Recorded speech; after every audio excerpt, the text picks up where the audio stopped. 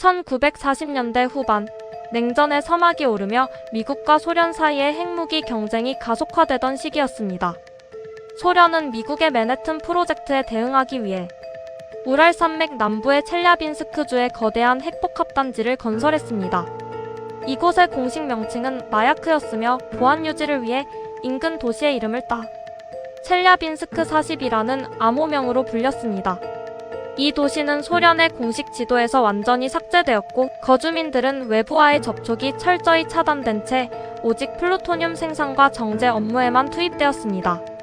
하지만 국가적 기밀 유지의 이면에는 인류 역사상 유례를 찾기 힘든 무책임한 환경공학적 참사와 기술적 결함이 숨겨져 있었습니다.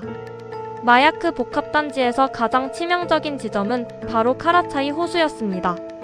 1951년부터 소련의 핵공학자들은 원자로 냉각 및 재처리 과정에서 발생하는 고수준 방사성 액체 폐기물을 처리할 물리적 수단을 확보하지 못하자 이를 인근의 카라차이 호수에 직접 방류하기 시작했습니다. 당시의 기술적 판단은 호수 바닥의 퇴적물이 방사성 핵종을 반영구적으로 흡착하여 가두어둘 것이라는 막연한 낙관론에 근거했습니다. 하지만 이는 수문학적 재앙을 불러왔습니다.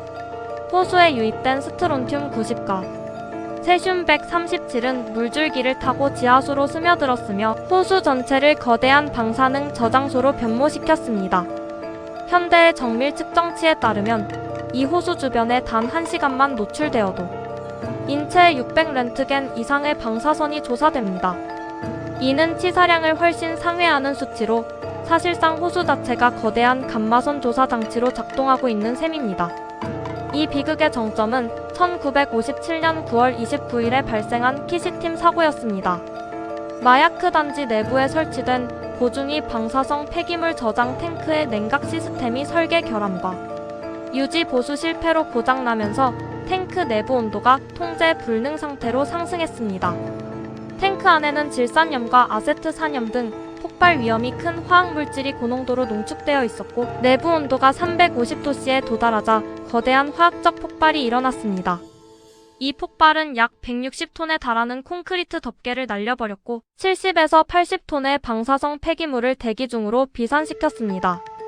약 2천만 퀴리의 방사능이 공중으로 방출되었으며 이는 훗날 발생한 체르노빌 사고 이전까지 세계 최악의 핵사고로 기록되었습니다. 그러나 소련 정부는 이를 철저히 은폐했습니다.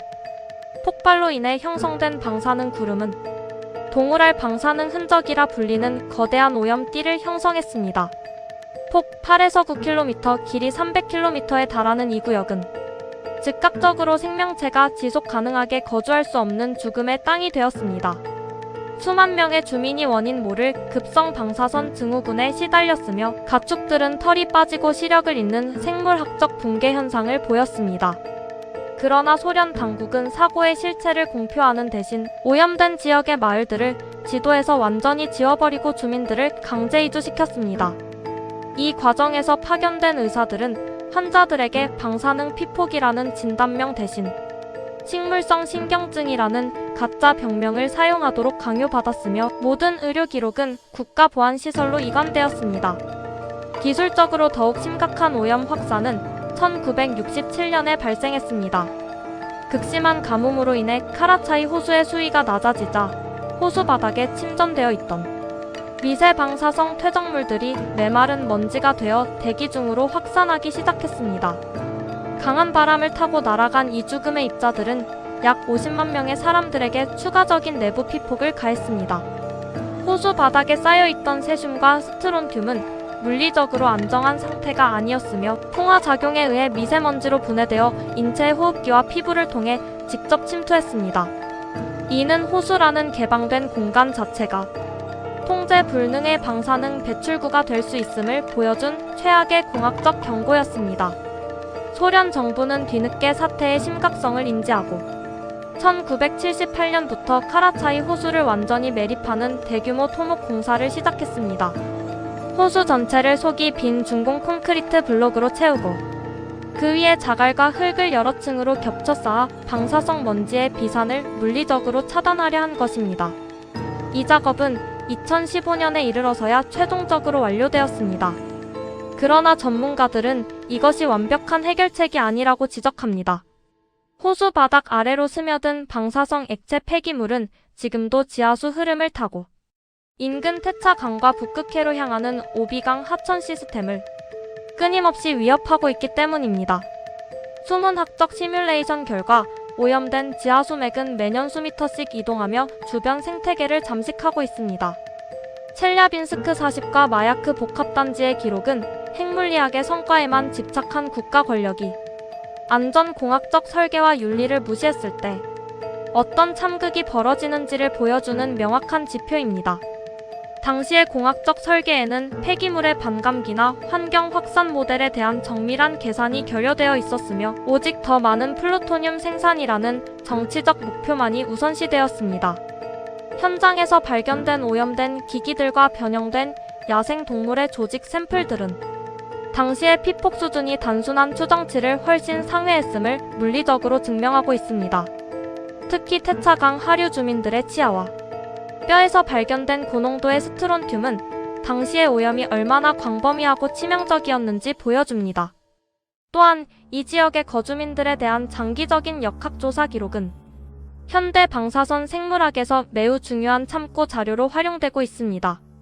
수십 년간 저선량 방사선에 지속적으로 노출된 인구 집단의 유전적 변이와 암 발생률 통계는 이곳에서만 추출할 수 있는 고통스러운 결과물입니다. 태아기에 노출된 세대에서 나타나는 선천적 기형과 면역체계의 근본적인 붕괴 현상은 스트론튬 92 골조직에 흡수되어 혈액 생성을 방해하는 생화학적 메커니즘을 적나라하게 보여줍니다. 이는 현대 핵연료 재처리 시설의 안전 기준을 수립하는 데 있어 비극적인 밑거름이 되었습니다. 냉전이 종식된 후에도 이 지역의 정화 작업은 여전히 미완의 상태로 남아 있습니다. 첼랴빈스크 40은 이제 오조르스크라는 이름으로 불리며 여전히 외부인의 출입이 제한된 폐쇄 도시로 존재합니다. 수만 톤의 방사성 폐기물이 담긴 저장 시설들은 노후화되어 물리적 균열 가능성이 끊임없이 제기되고 있으며 과거에 매립된 콘크리트 블록들 사이로 새어나오는 라돈 가스와 미세 방사능 입자들은 정밀한 모니터링의 대상입니다. 이곳은 인류가 통제하지 못한 핵에너지가 자연과 결합했을 때 발생하는 물리적 재앙의 현장이자 은폐된 기록 속에 묻힌 수많은 희생자의 증거지입니다. 결론적으로 카라차이 호수와 첼랴빈스크 40의 비극은 단순한 기술적 실수가 아니라 공학적 윤리와 환경적 책임감이 결여된 기술 만능주의가 낳은 인재입니다. 방사능 차폐에 대한 기초적인 설계 미비, 폐기물 처리에 대한 안일한 판단, 그리고 이를 은폐하려 했던 국가 시스템의 결합은 전 지구적 환경 오염이라는 지우기 힘든 낙인을 남겼습니다. 지도에서 사라졌던 그 도시의 기록은 이제 방사능 연대기에서 가장 위험하고 기괴한 장으로 남아 기술 발전의 속도보다 안전의 무게가 더 중요함을 물리적인 수치와 희생의 기록으로 웅변하고 있습니다. 이 사건에 대한 여러분의 생각을 댓글로 남겨주세요. 내용이 흥미로우셨다면 구독과 좋아요, 그리고 알림 설정까지 부탁드립니다. 더 깊고 정확한 미스터리 데이터를 추적하는 데 큰 힘이 됩니다. 시청해주셔서 감사합니다.